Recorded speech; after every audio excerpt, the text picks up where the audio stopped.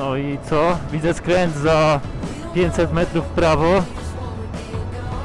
A nie, jest grobla. Zajebiście.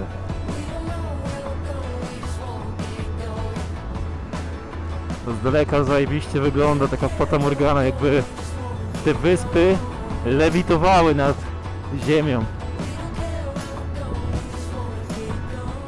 Kawałek przejechałem po słonej glebie, zrobiłem kilka zdjęć i ruszyłem na drugi brzeg Groblon.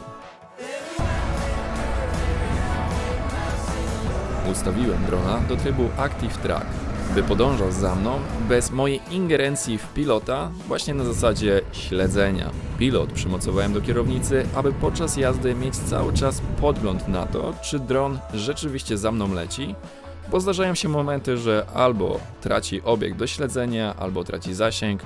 Warto jest go mieć cały czas po prostu pod kontrolą.